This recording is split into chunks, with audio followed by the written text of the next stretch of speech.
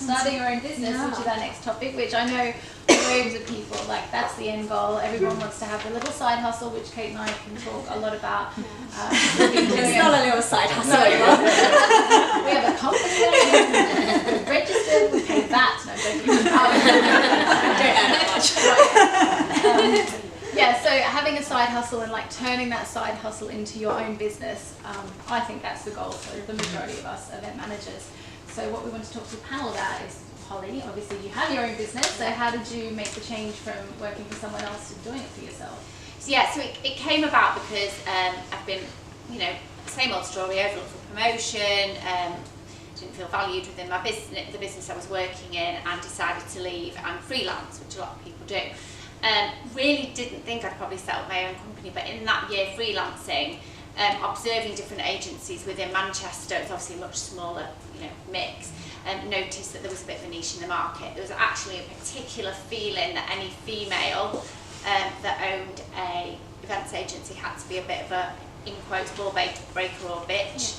And I just thought, oh, what if I wasn't? I could set up a business. And so there was two things. There was that side of things that I felt like quite passionate about, like why can't you be nice and work hard?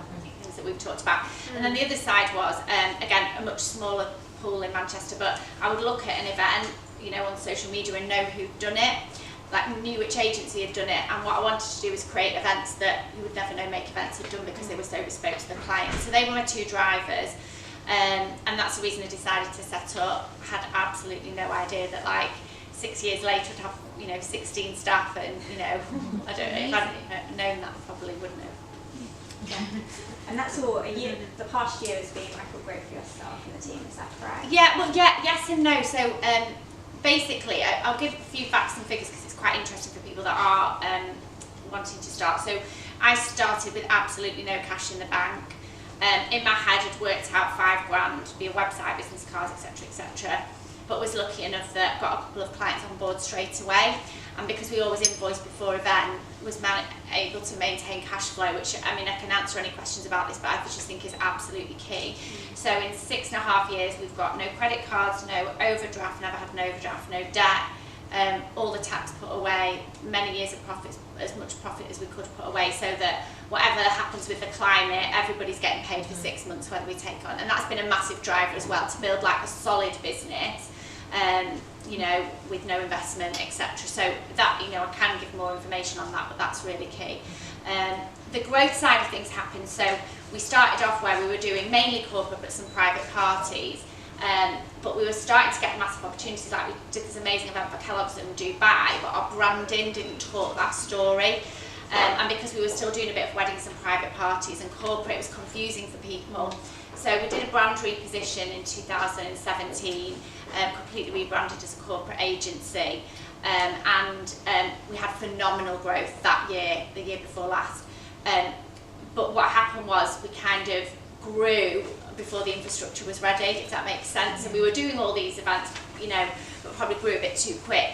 So last year took on a management team, Alex, who is the only guy in this team.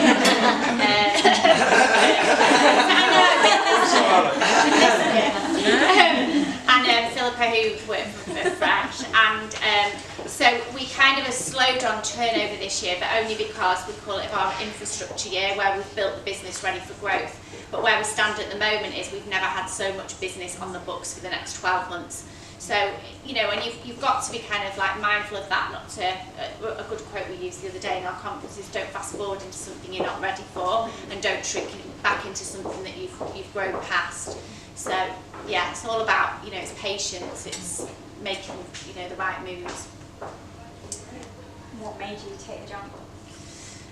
Well, really, and I've told this story a few times, I had really bad mental health issues for 5 years, and back in, over 7 years ago, and it was a type of mental health issue that they said you would never fully recover from, but I have and had, and I've been 8.5 years completely free of it, as you know, with no medication. So kind of, I felt like I lost 5 years of my life really, and then the blinkers came off and I was like, right, okay. And I think when you've been through something like that, you'll have all been through not only mental health challenges, other challenges.